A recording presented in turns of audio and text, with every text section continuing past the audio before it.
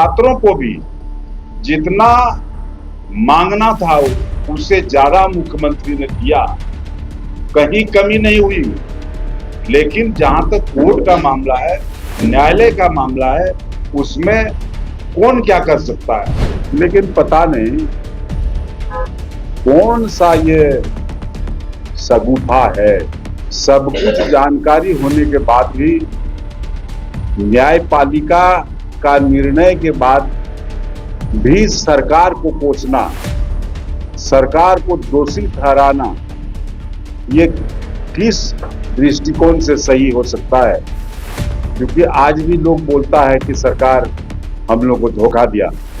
तो सरकार कहाँ धोखा दिया है? ये कोर्ट का निर्णय है, कोर्ट ने सुनाया है। ऐसे लगता है कि पूरा का पूरा इस आंदोलन को राजनीतिकरण कर दिया गया और राजनीति करने वाले भारतीय जनता पार्टी के नेताओं के इशारे पर ये सारा चीज अब होने लगा है। आज छात्र आंदोलन और इस आंदोलन के बाद एक समझौता सरकार के साथ सम्मान पूर्वक हो गया और उसके बाद पुनः कोचिंग माफिया और भारतीय जनता पार्टी के इशारे पर इस आंदोलन को फिर नए दिशा देने का प्रयास किया गया और इसी परिप्रेक्ष्य में आज आंदोलन को फिर पूरे राज्य में पुतला दहन करने का निर्णय उन लोग के द्वारा हुआ है। ऐसे लगता है कि पूरा का पूरा इस आंदोलन को राजनीतिकरण कर दिया गया और राजनीति करने वाले भारतीय जनता पार्टी के नेताओं के इशारे पर ये सारा चीज अब होने लगा है। अब चूंकि आप सभी लोग जान रहे हो कि माननीय मुख्यमंत्री हेमंत सोरेन के सलाह से 4 सदस्यीय कैबिनेट मंत्रियों के साथ वार्ता और उसके बाद जब वार्ता में सफलता ना मिली, छात्रों का जब ग्रीवांस खत्म नहीं हुआ, उसके बाद कैबिनेट करना पड़ा और कैबिनेट के बाद सभी तरह के जेपीएससी एग्जाम और टीडीपीएल के द्वारा जितना एग्जाम कंडक्ट किया गया था, इन तमाम परीक्षाओं को रद्द किया गया। उसके बाद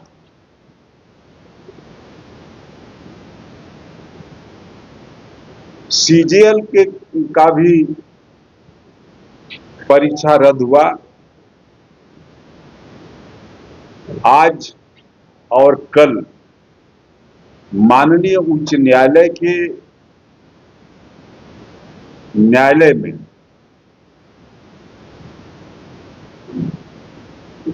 कार्य कर रहे छात्रों के द्वारा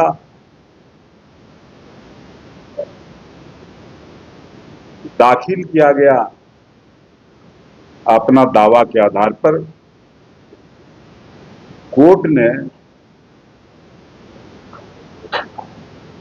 सरकार की इस फैसले को स्थगित किया और सरकार को 15 दिन का काउंटर एफिडेविट करने का आदेश दिया है। यह न्यायालय की कार्रवाई है, लेकिन पता नहीं कौन सा ये शगुफा है। सब कुछ जानकारी होने के बाद भी न्यायपालिका का निर्णय के बाद भी सरकार को कोसना, सरकार को दोषी ठहराना ये किस दृष्टिकोण से सही हो सकता है? क्योंकि आज भी लोग बोलता है कि सरकार हम लोग को धोखा दिया। तो सरकार कहाँ धोखा दिया है? ये कोर्ट का निर्णय है, कोर्ट ने सुनाया है। आगे कोर्ट ट्रायल करेगी, उसके बाद क्या होगा तो भविष्य की बात है। लेकिन इस सवाल पर जिस ढंग से लोग एक्ट कर रहे हैं, ऐसे तो लगता है कि ये सीधे राजनीति का खेल है और राजनीति को छात्रों के कंधे में बंदूक चलाने का काम ये लोग कर रहा है। ऐसे लोगों को झारखंड की जनता सबक सिखाएगी। मतलब सरकार पक्ष रखेगी तो आपको क्या लगता है उस समय दूध का दूध पानी का पानी हो जाएगा? तो छात्रों के पक्ष में होगा, आंदोलन छात्रों के पक्ष में। देखिए, ये न्यायालय सर्वोपरि है। अब न्यायालय क्या डिसीजन देगी उस पर किसी भी प्रकार का कमेंट करना उचित बात नहीं है। वो तो काउंटर एफिडेविट फाइल होगा, उसके बाद वो क्या करेगी नहीं करेगी वो तो न्यायालय का मामला है। दादा, ये बात आ रही है कि 6 महीने का वक्त के लिए, पर अब तक सीआईडी ने जांच पूरा नहीं किया है। क्या पार्टी सरकार को कहेगी कि उस मुद्दे पे भी सीआईडी से कहा जाए कि आप जल्दी अपना जांच पूरा करें? सीआईडी को 6 महीना नहीं 4 महीना का समय दिया गया है और सीआईडी जो कार्रवाई कर रही है वो पूरी राज्य की जनता देख रही है कि अभी तक 2 दर्जन से ज्यादा लोगों को वो जेल के सलाखों के अंदर किया और फिर ये कार्रवाई चल रही है कि किस किस आदमी तक आंच पहुंचेगा ये तो सीआईडी जान रही है, ये हम लोग नहीं बता सकते। मेरा एक सवाल था, आनंद देवी आप बीजेपी बहुत हमलावर है, आपके इलाके के हैं विधायक भानु प्रताप शाही जी, तो सरकार को एकदम पूरा ढोल की तरह बजा रहे हैं, जब मौका मिलता बजा दे रहे हैं। देखिए, भानु प्रताप शाही जी ने अपने कार्यकाल में क्या किया ये इस राज्य की जनता अच्छी तरह से जानती है और भवनाथपुर की भी जनता अच्छी तरह से जानती है।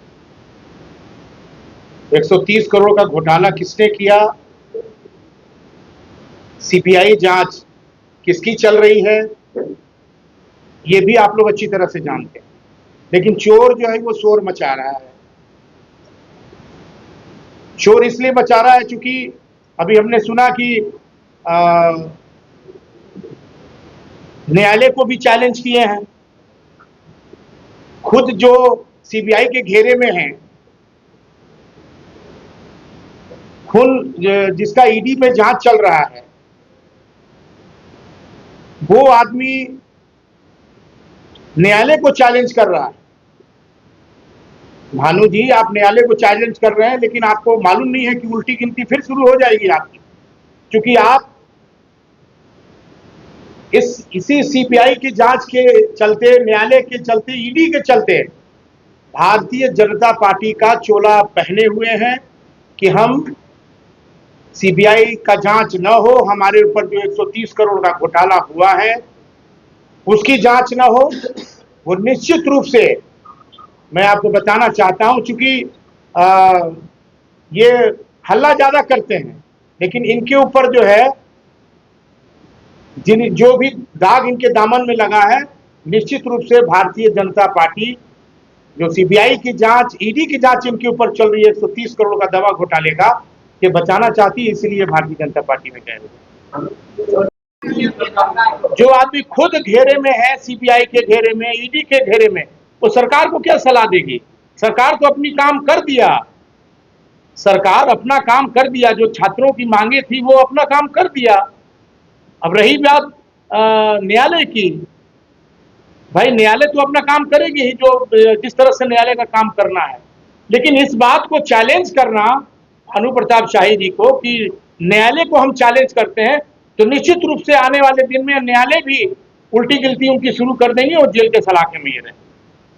सरकार को छात्र आंदोलन जो इस तरीके से पूरा हुआ या आगे जो होने की बात हो रही है उसपे कुछ सलाह देंगे आप लोग? देखिए, माननीय मुख्यमंत्री जी स्पष्ट, हमारी सरकार ने स्पष्ट कर दिया है, छात्रों के साथ समझौता करके उन्होंने न्याय दिलाने का काम किया है और निश्चित रूप से सरकार उनके साथ है। लेकिन जहां तक न्यायालय की बात है, न्यायालय अपना काम कर रही है, उसमें सरकार कहां बीच में आ रही है। धन्यवाद।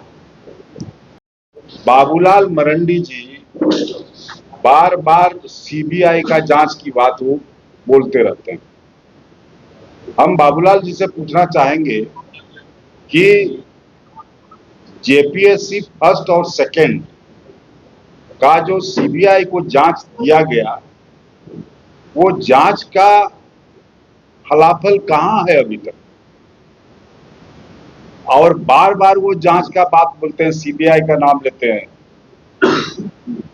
अरे सीबीआई तो पूरे देश में जांच कर रही है और थोड़ा बहुत नहीं, सैकड़ों केसेस है पूरे देश में जो सीबीआई आज 15 साल 20 साल से पेंडिंग किया हुआ है। उससे अच्छा तो है सीआईडी बहुत तरोताजा एक्शन में आकर के सब कुछ करना शुरू कर दिया है। इसीलिए भारतीय जनता पार्टी को सिर्फ ये जो गुरु मंत्र लेके आया है दिल्ली से, इन लोगों को कम से कम अभी छात्रों को बेवजह का ये लोग जो दिग्भ्रमित करने का काम कर रही है, ये नहीं करना चाहिए। और छात्रों को भी जितना मांगना था उससे ज्यादा मुख्यमंत्री ने दिया, कहीं कमी नहीं हुई। लेकिन जहां तक कोर्ट का मामला है, न्यायालय का मामला है, उसमें कौन क्या कर सकता है? क्या लगता है, छात्रों को छोड़ देना चाहिए कि निर्भया से यात्रा निकालेंगे? अब ये तो अलग बात है, क्या करेंगे नहीं करेंगे, क्योंकि अपने दिमाग से तो कर नहीं रहे हैं, क्योंकि उसके पीछे लोग लगे हुए हैं। इसीलिए ये जिस ढंग से लोगों को उकसाने का काम करते हैं, वैसा लोग कर रहा है। जहां 27 वर्षों के सफर में 17,000 से भी अधिक छात्रों ने डॉक्टर एवं इंजीनियर बनकर भरे सफलता की ऊंची उड़ान, जहां साधारण छात्र भी झारखंड टॉपर्स बनकर बना रहे इतिहास। दूरदर्शी शिक्षाविद श्री विपिन सिंह के मार्गदर्शन में मेडिकल एवं इंजीनियरिंग के लाखों छात्रों के लिए आशा की किरण के रूप में कोल nation's leading institute. Biome institute NEET की तैयारी के लिए एक भरोसेमंद नाम। यहाँ अनुभवी फैकल्टी, स्मार्ट क्लासरूम और बेहतरीन टीचिंग मेथड से स्टूडेंट्स को मिलती है मजबूत तैयारी। यहाँ हर स्टूडेंट को मिलता है पर्सनल गाइडेंस और डाउट क्लियरिंग का पूरा सपोर्ट। नीट 2027 और 28 के लिए फेज 1 बैच 9 अप्रैल से शुरू हो रहा है। आज ही बायोम इंस्टीट्यूट से जुड़े और अपने डॉक्टर बनने के सपने को दे सही दिशा। बायोम इंस्टीट्यूट सिर्फ मेडिकल प्रिपरेशन का संस्थान।